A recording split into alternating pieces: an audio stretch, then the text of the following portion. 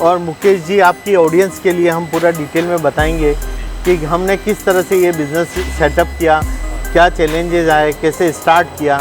ये जो है हमारा इन दोनों को मिक्सिंग करने के लिए मिक्सर है। आपने मार्केट जो पहले सर्वे किया था, तो उसकी वजह से आपने सही चल रहा है सर? बहुत अच्छे से चल रहा है। दोस्तों नमस्कार, युवा बिजनेस आइडियाज़ की एक और इंटरेस्टिंग वीडियो में मैं आपका दोस्त मुकेश आप सभी का स्वागत करता हूं। भाई, जो लोग एक अच्छा ड्रीम रखते हैं, जिनको अच्छा सा पैसा कमाना है, जिनको एक ऐसा बिज़नेस स्टार्ट करना है जो फ्यूचर में भी जिसकी ज़बरदस्ती डिमांड रहे, अगर आप एक ऐसे बिज़नेस की तलाश में हैं जिसमें मतलब आप समझो पैरेलली कुछ और भी बिज़नेस करना चाहो तो वो भी कर सकें, आपका जो जीरो वेस्टेज वाला बिज़नेस अगर आपको चाहिए तो ये जो है ना राइट वीडियो है आप लोगों के लिए। आप लोगों को पता है कि मार्केट से जो है ना आने वाले कुछ समय में प्लास्टिक बहुत सारे जो स्टेट्स हैं पूरा बैन कर चुकी है, लेकिन पूरे इंडिया के अंदर शायद अभी कुछ 1-2 साल और लग जाएगा। लेकिन जो कैरी बैग्स का जो इको फ्रेंडली कैरी बैग्स हैं या बायोडिग्रेडेबल कैरी बैग्स हैं, उनका जो फ्यूचर है ना वो बहुत ब्राइट है। और इसके ऊपर ना मैंने पहले 1-2 वीडियो पहले भी बना चुका हूँ, लेकिन ये वाली जो वीडियो है ये कुछ खास रहेगी। खास क्या होने वाला है कि डायरेक्ट मैं जो है ना आपको कस्टमर के पास लेकर के आया हूँ। 2 ऐसे दोस्त अहमदाबाद के अंदर जिन्होंने अपनी कुछ महीनों पहले ये फैक्ट्री लगाई है, मेरे पीछे अभी आपको दिखाऊंगा भी मैं, और सक्सेसफुली इसको चला रहे हैं। और उन्हीं के जुबानी आपको समझाने की कोशिश करेंगे कि भाई कैसे उन्होंने ये स्टार्ट किया, कैसे माइंड में आया, क्यों ये बिज़नेस चुना और क्या उनको लोन फैसिलिटी मिली है। साथ में अगर आप वीडियो में बने रहेंगे तो कुछ ना कुछ आपको एक स्पेशल बात ज़रूर मैं आपको दूंगा। इस बिज़नेस में घुसने से पहले आपको किन चीज़ों का ध्यान रखना है, किन बातों का ध्यान रखना है। तो ज़्यादा समय नहीं लेता हूँ, दोनों दोस्तों से, दोनों पार्टनर से आपको मिलवाऊंगा। पीछे जो देख रहे हो ना ये फैक्ट्री है वर्सेटाइल बायोफ्लेक्स के नाम से ये कंपनी है अहमदाबाद के अंदर। आप गूगल करोगे तो तब भी आपको मिल जाएगा। मैं Dinesh Pandya, versatile Bioflex private limited हमारी कंपनी का नाम है। और मुकेश जी आपकी ऑडियंस के लिए हम पूरा डिटेल में बताएंगे कि हमने किस तरह से ये बिज़नेस सेटअप किया, क्या चैलेंजेस आए, कैसे स्टार्ट किया। नमस्ते, मेरा नाम भूपेंद्र कलाल है और ये हम दोनों दोस्त फ्रेंड हैं और हम दोनों ने मिल के हमारी कंपनी स्टार्ट की है ये। तो दोस्तों सबसे पहला जो सवाल आपके माइंड में आएगा और मेरे भी माइंड में आ रहा है आप लोगों के लिए, मैं पूछ लेता हूँ ये कि सर आपको इस बिज़नेस के बारे में कैसे ख्याल आया कि यही बिज़नेस करना है? एक्चुअली मैं बहुत सारे बिज़नेस फॉरेन छोड़ने के बाद, यहाँ शिफ्ट होने के बाद बहुत सारे बिज़नेस सर्च कर रहा था कि क्या करना चाहिए कि जो यूनिक हो और वो डेली यूज़ में आए। अच्छा। पहले से ही दिमाग में था मुझे डेली यूज़ में जो आए वही प्रोडक्ट का कुछ स्टार्ट करना है ऐसा। ठीक है। फिर मैं वीडियो सर्च करता रहा, देखता रहा, मार्केट भी सर्च करता रहा। फिर मुझे कहीं यूट्यूब पे वगैरह देखा मैंने। आप जैसे ही मुकेश जी, आप जैसे ही किसी बंदे का मैंने वीडियो देखा और मेरे दिमाग में आया कि बायोडिग्रेडेबल कंपोजेबल बिजनेस में आना चाहिए क्योंकि उसका फ्यूचर बहुत ब्राइट है। हाँ जी। एनवायरनमेंट के लिए, अपने देश के लिए भी अच्छा है। एनवायरनमेंट को इतना बेनिफिट है क्योंकि प्लास्टिक जो है वो 100 साल में भी उसको डिस्पोज नहीं कर सकते। हाँ जी। इसकी वजह से फिर मैंने सोचा अपने देश के लिए भी अच्छा है और अपने खुद के लिए भी बहुत अच्छा है। 2 पैसा जेब में भी आएगा और अपने एनवायरनमेंट भी सेफ रहेगा इस वजह से। तो अभी सर नेक्स्ट सवाल मेरा आपसे ये है कि आपने चूज तो कर लिया कि भाई ये बिजनेस करना है, फिर स्टार्ट कब किया सर आपने? एक्चुअली सर हमने अक्टूबर 6 महीने पहले से, अक्टूबर 2024 से हमने रजिस्ट्रेशन वगैरह सब पहले तो डिसाइड कर लिया कि यही बिजनेस में जाना है हमको। हाँ जी। फिर हमने मशीन्स वगैरह के लिए स्टार्ट करा और हमने रजिस्ट्रेशन के लिए 6 महीने पहले से प्रोसेस चालू कर दिया।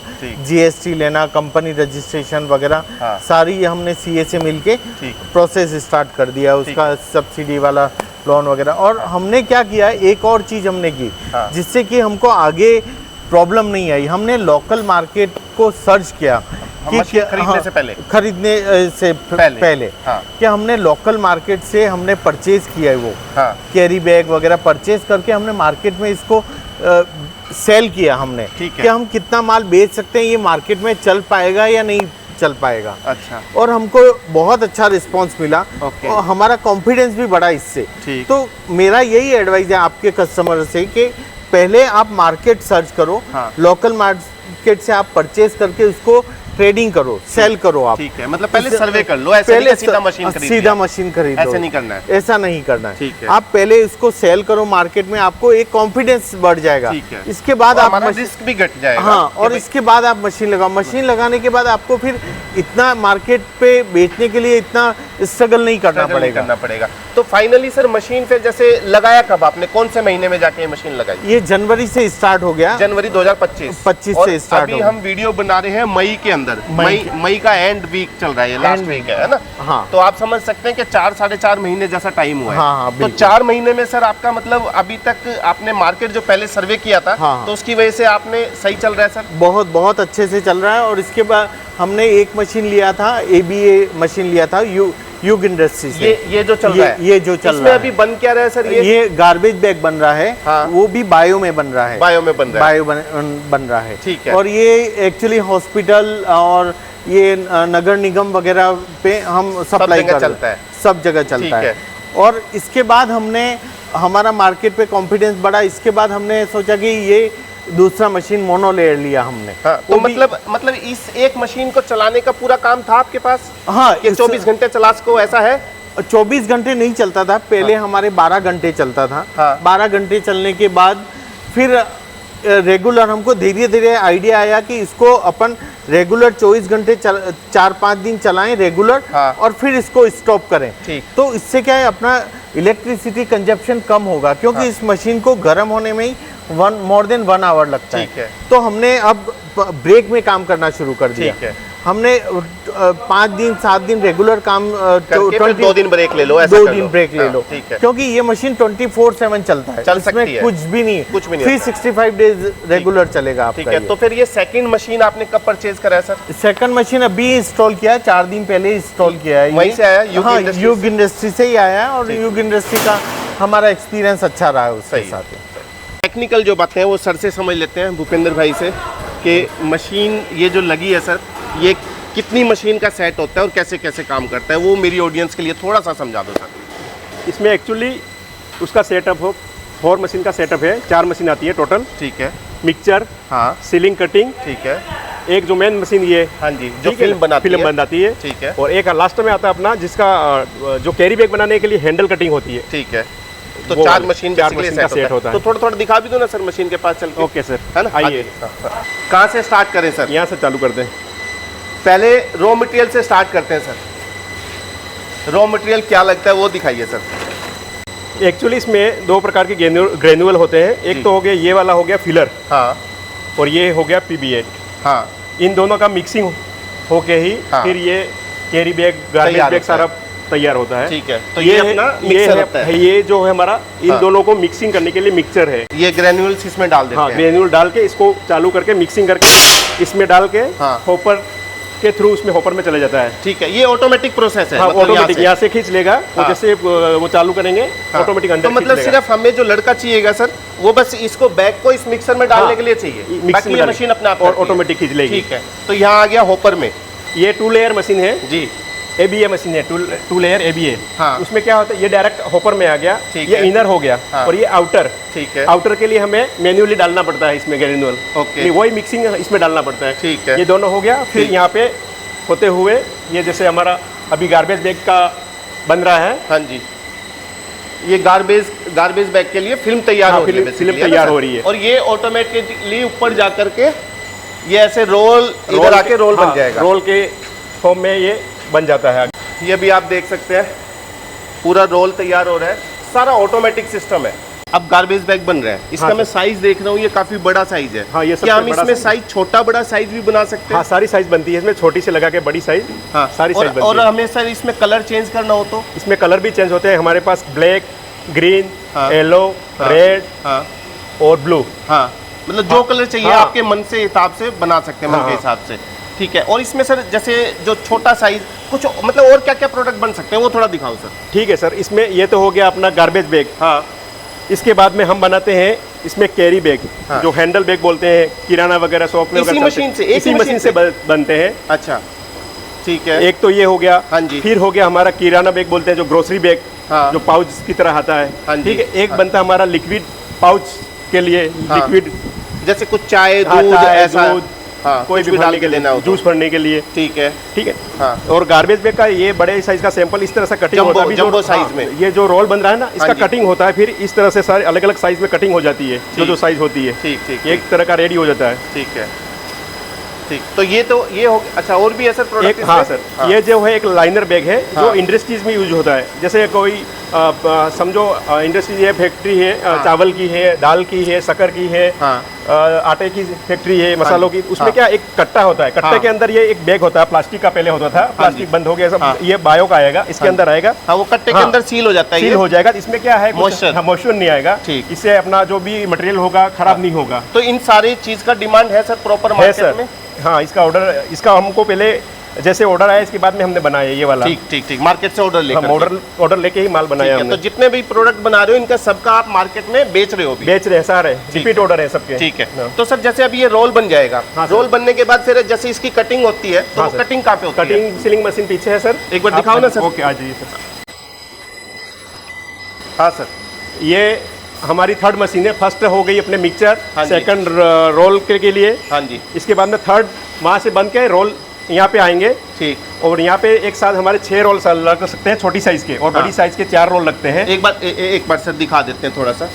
ये जो भी रोल उस मशीन से बनेगा ये यहाँ पे आप लगा दोगे? हाँ, यहाँ लग जाएंगे। जैसे छोटी साइज होगी तो 6 रोल लगेंगे। ठीक है। और बड़ी साइज होगी तो 4 रोल लगेंगे। एक साथ कटिंग सीलिंग होंगे। और यहाँ होते हुए यहाँ सीलिंग होगी। हाँ। यहाँ पे सीलिंग होते हुए, हाँ जी, यहाँ पे कटिंग होगी। हाँ। कटिंग होके यहाँ रेडी हो जाएगा। ठीक है। इस तरह से कटिंग यहाँ पे होके हाँ निकल जाएगा। फिर इसके बाद में हमारी चौथी नंबर की मशीन आएगी। वहाँ से जैसे कैरी बैग बनाना तो हमें हैंडल बनाना पड़ता है, उसके लिए हैंडल लगाना पड़ता है। हैंडल के लिए ये हमारा पंचिंग मशीन है। इसमें हम पंचिंग, जो साइज का बैग होगा उस साइज का पंचिंग डाई लगा के, ठीक है, पंचिंग करते हैं। पंच कर लेते हैं, एक साथ पंच होता है। इतना ही करके फिर मार्केट में अपना बेच दो। ठीक है। और इसके बाद सर एक मशीन हमारे पास हमने और ऐड की है, और वो मैं आपके जितने भी व्यूअर उनको बताना चाहता हूँ। वो ऐड करने के लिए बेनिफिट क्या है आपका, कि आपका जो वेस्टेज निकलेगा, जैसे अब ये हैंडल कट किया, इतना वेस्टेज निकला, इसका कोई, अगर आपके पास वो मशीन नहीं होगी तो आपका उसका कोई यूज नहीं होगा।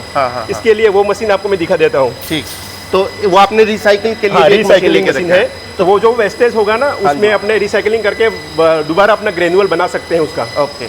तो ये साइड वाली एरिया में आपने? हाँ, अभी पहले ये मशीन हमारे यहीं पे थी, इस साइड थी। अच्छा। हाँ, इस साइड थी। अच्छा। हमने अभी ये रिसेंटली 4 दिन पहले ही हमारी मशीन आई है। हाँ जी। इसको लगाने के लिए हमारी जगह कम हो रही थी, तो हमने नया सेट लिया है अभी। ओके, ठीक है ना, जगह नहीं ली है। तो वो वाली मशीन, ये कितना एरिया है सर जो अभी जिसमें आप काम कर रहे थे? 1000 स्क्वायर फीट है।